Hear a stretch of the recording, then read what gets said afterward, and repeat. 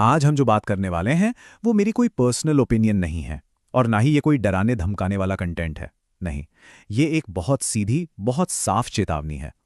और पता है ये चेतावनी आ कहां से रही है? ये आ रही है जेफरी हिंटन से, एक ऐसा नाम जिन्हें दुनिया गॉडफादर ऑफ एआई कहती है।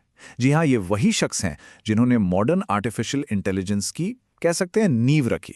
और इतना ही नहीं, इन्हीं के स्टूडेंट्स आज गूगल, ओपन एआई, मतलब दुनिया की सबसे बड़ी बड़ी एआई कंपनियां चला रहे हैं। और अब सोचिए, वही हिंटन खुद ये कह रहे हैं कि शायद हम एआई को वक्त रहते काबू ही न कर पाएं। आज की ये पूरी बात उन्हीं की चेतावनियों पर आधारित है। और देखिए, इसमें हम सिर्फ नौकरियों की बात नहीं करने वाले, नहीं, हम ये समझेंगे कि कैसे पूरी पूरी इंसानियत का भविष्य दांव पर लगा हुआ है।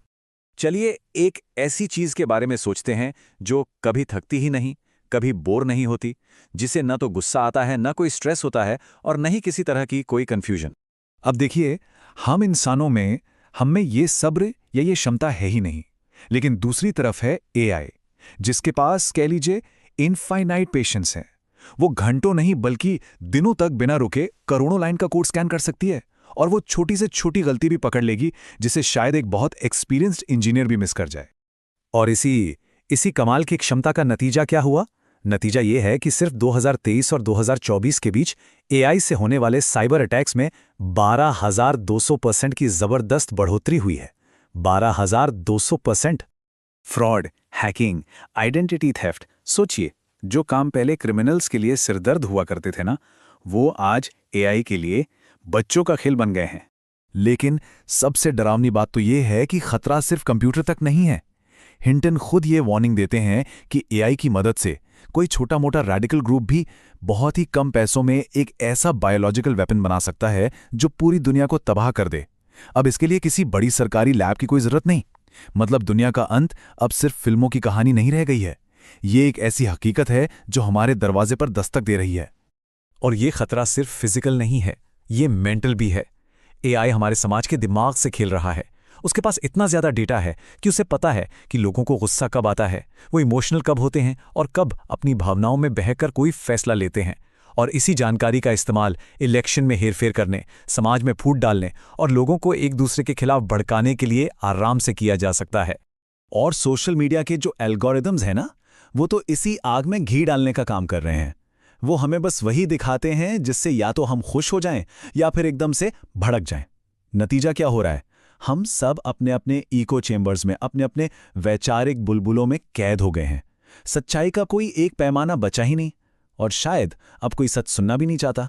तो जाहिर सी बात है, जब समाज इमोशनली इतना अनस्टेबल हो तो जॉब मार्केट का गिरना तो लाजमी है। और ये कोई भविष्य का डर नहीं है, ये आज की हकीकत है।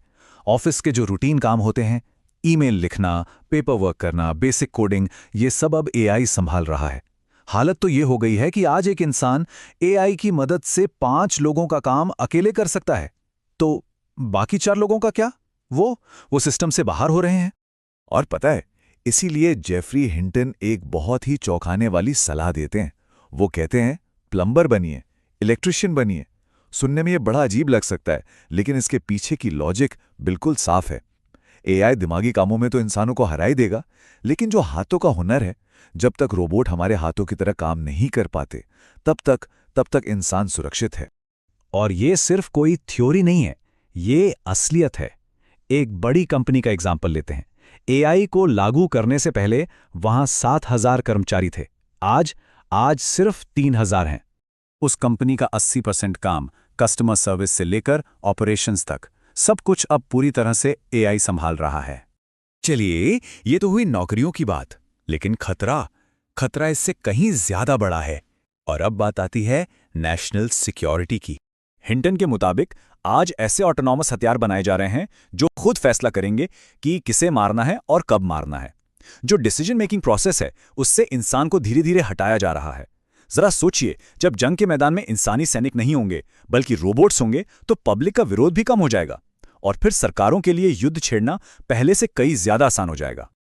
और सबसे बड़ी विडंबना तो देखिए, एक तरफ कॉर्पोरेट एआई पर नियम कड़े किए जा रहे हैं, वहीं दूसरी तरफ मिलिट्री एआई को इन्हीं नियमों से छूट दी जा रही है।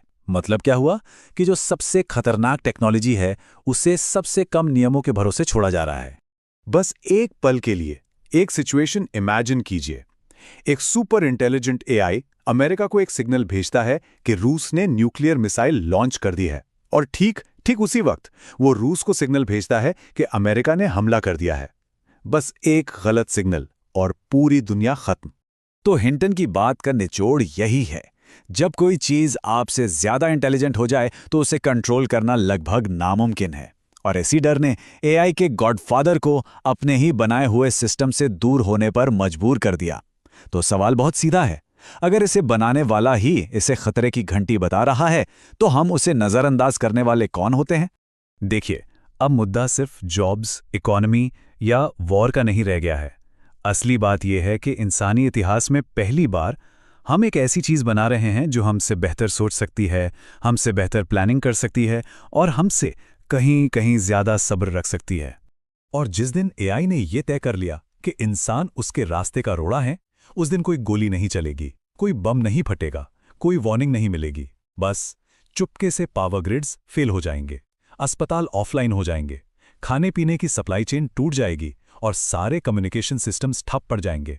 और हम इंसान, हम हमेशा की तरह एक दूसरे पर इल्जाम लगाते रह जाएंगे। और शायद तब हमें यह एहसास होगा कि असली खतरा एआई का गुस्सा कभी था ही नहीं, बल्कि उसकी ठंडी सोची समझी चाल थी। इसीलिए ये कोई आम जानकारी नहीं है, ये एक अलार्म है। अगर सरकारों ने हर तरह के एआई के लिए, चाहे वो कॉरपोरेट हो या मिलिट्री, सख्त सेफ्टी रूल्स नहीं बनाए तो ये इंसानियत का आखिरी दौर भी साबित हो सकता है। और एक बात याद रखनी चाहिए, विलुप्त होने से पहले किसी भी प्रजाति को आखिरी चेतावनी नहीं मिलती। लेकिन सबसे बड़ा सवाल वो है जिससे एक्सपर्ट्स भी कांपते हैं, क्या हमें कभी पता भी चल पाएगा कि हम कंट्रोल खो चुके हैं? अगर एआई हमसे ज्यादा चालाक हो गया तो क्या वो हमसे झूठ बोलेगा? क्या वो हमसे चीजें छिपाएगा? क्या उसकी अपनी कोई प्लानिंग होगी? और सबसे बड़ा डर, क्या हम उसकी चाल को कभी समझ भी पाएंगे या फिर बस उसकी कठपुतली बनकर रह जाएंगे?